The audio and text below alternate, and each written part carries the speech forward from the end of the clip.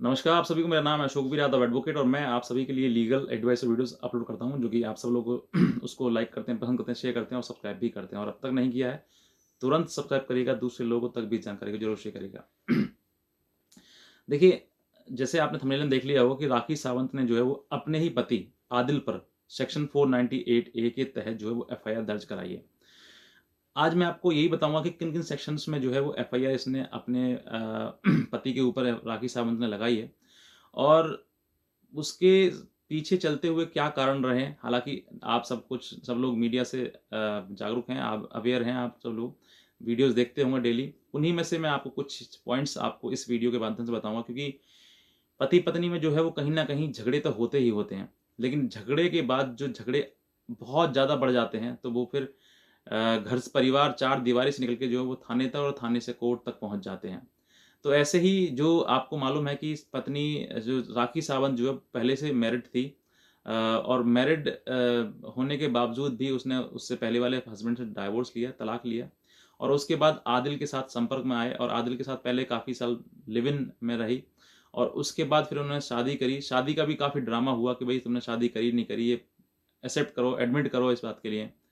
और इसके चलते हुए उसने लड़की ने जो है, लड़का आदिल है, मुस्लिम है, तो फिर लड़की ने भी, राखी ने सावंत ने अपना नाम फ़ातिमा रख लिया, बदल दिया नाम, मुस्लिम धर्म कबूल कर लिया।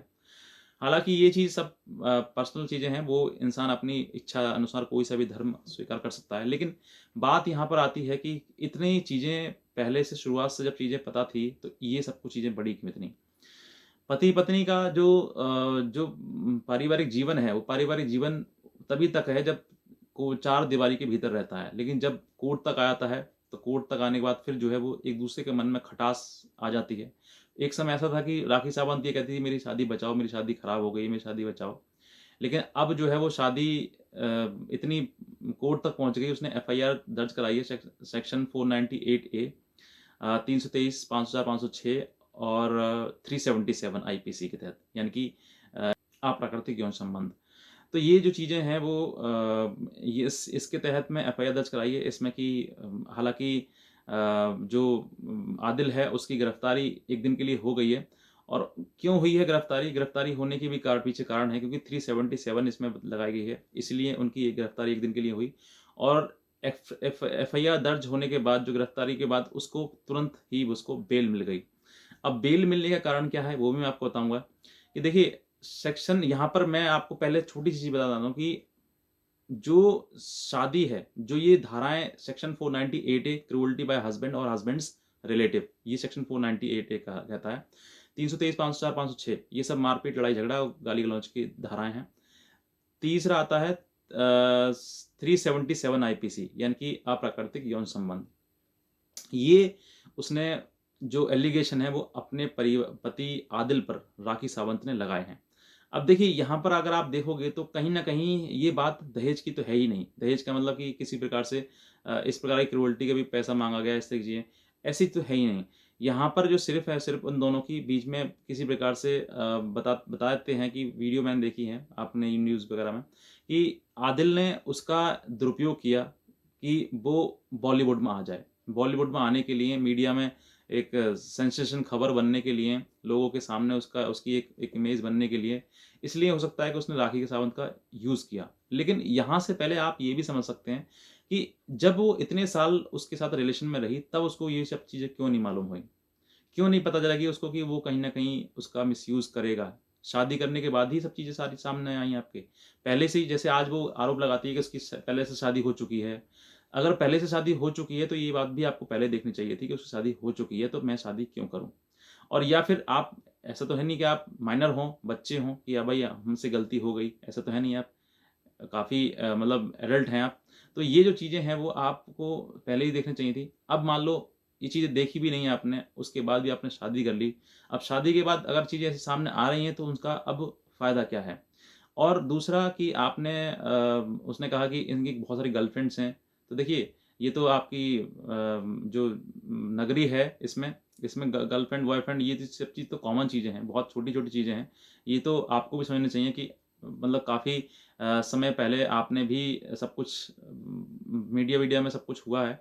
तो पहले उनका पति और था, फिर उसके बाद कई लोग ये दीपक कलाल वगैरह ये भी सब कुछ आए और बहुत सारी चीज़ें हैं। लेकिन फिर भी अगर आप दोनों के बीच में बनती है, तो बहुत अच्छी बात थी। अगर नहीं बनती थी, तो आप दोनों प्यार से, मोहब्बत से एक-दूसरे से अलग हो जाते, क्योंकि कहीं न कहीं चीज़ें नहीं बन रही हैं, तो फिर बेहतर है। क्योंकि आज भी अब मान लो आपने केस कर दिया उसके ऊपर, मीडिया पूरा खबर में जो है वो खबर की मसाला बना रही है उसके लिए।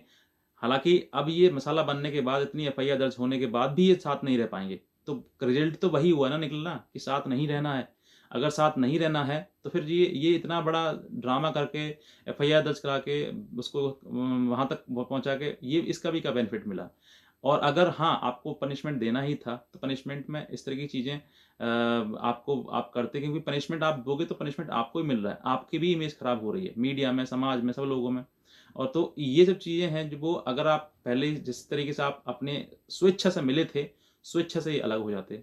क्योंकि कहीं न कहीं चीज़ नहीं बन रही तो ज़बरदस्ती किसी पे थोपा नहीं जा सकता। ये रिश्ता जो है शादी शादी का जो बंधन है, ये बंधन ज़बरदस्ती किसी के साथ निभाया नहीं जा सकता। ये 2 मन का मेल है और प्रेम से अगर आप दोनों एक दूसरे के साथ रह सकते हैं, तभी ये संभव है। अगर नहीं रह सकते हैं, तो फिर क्या संभव? कैसे आप एक दूसरे के साथ ज़बरदस्ती रह सकते हैं? ये कोई 1 दिन, 10 दिन या 15 दिन या साल, 2 साल का तो खेल है नहीं, जीवन भर का साथ है।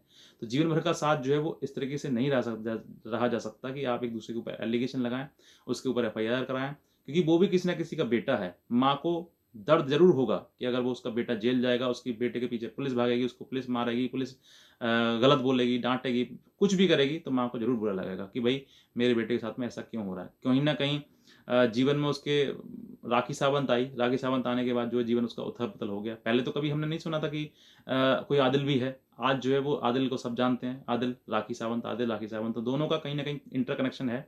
अगर ये चीज़ें सही हैं, यानी कि सही तरीके से अगर आपके जीवन में चलती, तो आप एक-दूसरे के साथ रहते। अगर आप नहीं चल रही हैं, तो कहीं न कहीं आप अंदर से छुटकारा पाओगे और ये होना है, आगे भी होना है ये।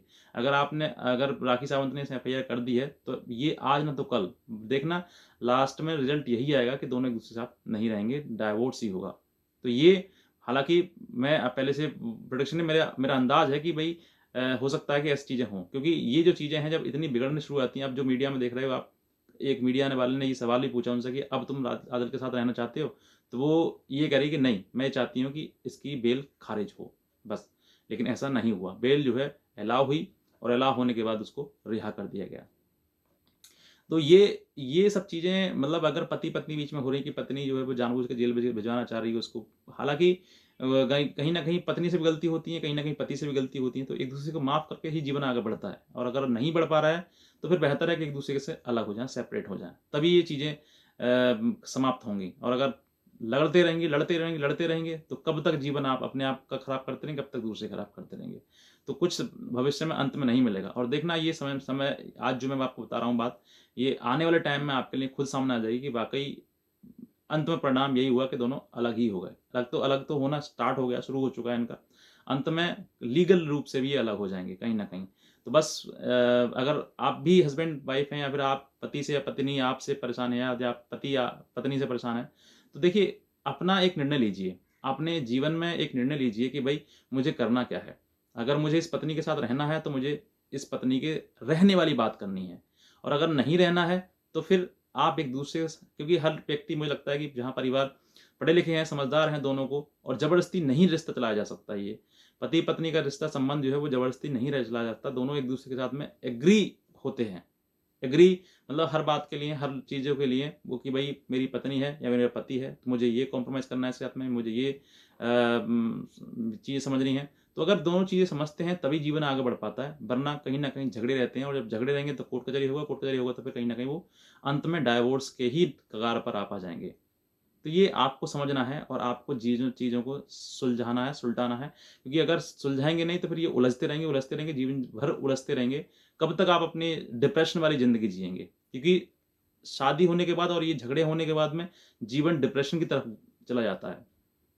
चाहे पति हो या फिर पत्नी हो। पति के ऊपर ये लगता है कि भई मेरे ऊपर केस कर दिए, मेरे परिवार को क्या होगा, मेरा क्या होगा, जेल भेज सकते हैं, लड़ना पड़ेगा, ये है, वकील के चक्कर हैं, बहुत सारी चीज़ चक्कर हैं। वहीं पत्नी भी सोचती है कि यार मेरा जीवन का क्या होगा, मुझे अब तूने छोड़ दिया, मुझे केस करना है, मुझे ही भागना दौड़ना है।